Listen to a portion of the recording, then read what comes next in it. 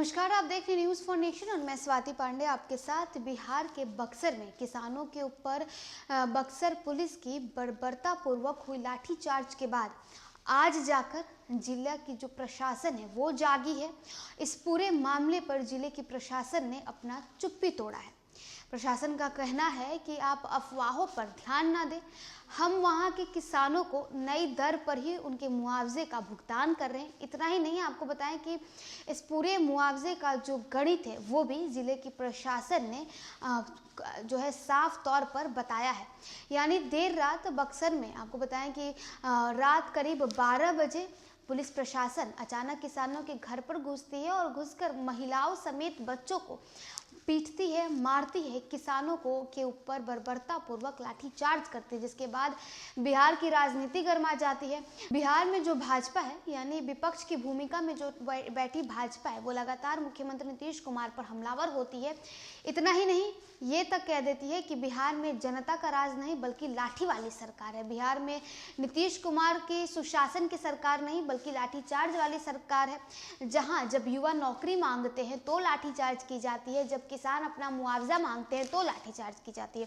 अब इस पूरे मामले में जिला की प्रशासन का आज जो है वो चुप्पी टूटता है। जिला प्रशासन कहती है कि जनता से कहती है कि आप जो है अफवाहों पर ध्यान न दें, जो नई दर तय की गई थी उसी दर पर हम किसानों को मुआवजा दे रहे हैं। चौसा में निर्माणाधीन बक्सर थर्मल पावर प्लांट से जुड़ी रेलवे लाइन और पाइपलाइन के लिए जमीन अधिग्रहण के सवाल पर 3 महीने से प्रशासन और किसानों के बीच रार चल रही है। सरकार और प्रशासन के स्टैंड के खिलाफ किसानों का शांतिपूर्ण आंदोलन पिछले 1 हफ्ते से उग्र हो गया है और इसका नतीजा पुलिस पब्लिक झड़प के रूप में सामने आया है। 1 सप्ताह से चौसा देश भर की राजनीति का अखाड़ा बना हुआ है, लेकिन जब जाकर जिला प्रशासन को यह ख्याल आया है कि मसले पर भ्रम दूर करना चाहिए। चौसा पावर प्लांट में बीते हफ्ते में मंगलवार और बुधवार को हुए बड़े बवाल के बाद पुलिस मुख्यालय के स्तर से तो कई बार बयान आ गए, लेकिन जिला प्रशासन की ओर से ऐसी कोई पहल नहीं हुई। नतीजा यह हुआ कि चौसा प्रकरण को लेकर भ्रम और बढ़ता गया। अब जब मुख्यमंत्री नीतीश कुमार के आगमन से ठीक पहले राष्ट्रीय स्तर के किसान नेता राकेश टिकैत चौसा यहां पहुंचे हैं तो जिला प्रशासन की निद्रा टूटी है।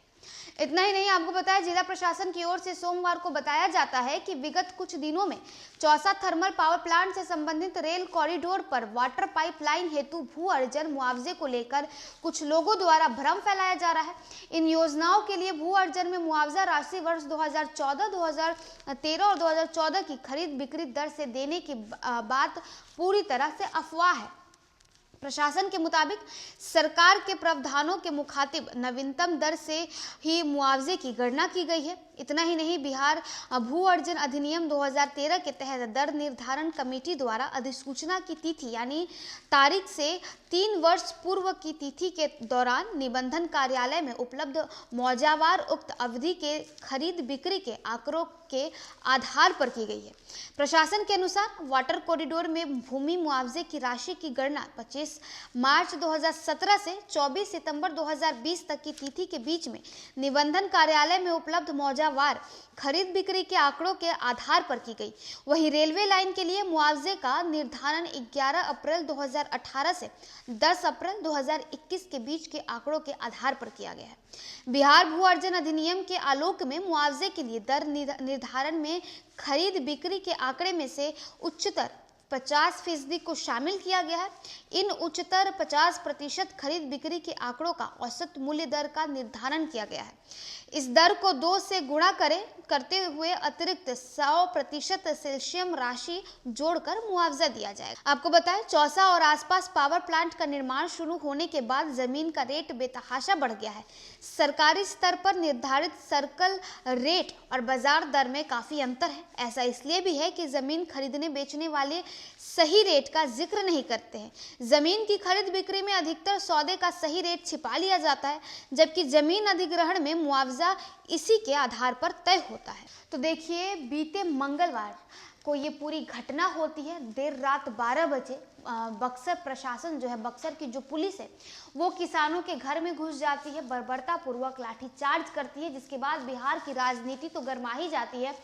बक्सर का माहौल पूरे 2 दिन यानी मंगलवार और बुधवार गरमाया रहता है। आपको बताया इस सब पूरे मामले में जो बक्सर की प्रशासन है वो आज निद्रा से उठती है, आज जागती है और कहती है कि आप अफवाहों पर ध्यान न दें।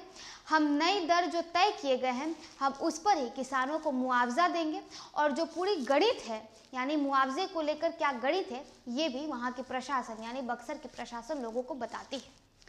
तो चलिए इस खबर में बस इतना ही, और भी वीडियोस और अपडेट्स के लिए आप देखते रहे न्यूज़ फॉर नेशन।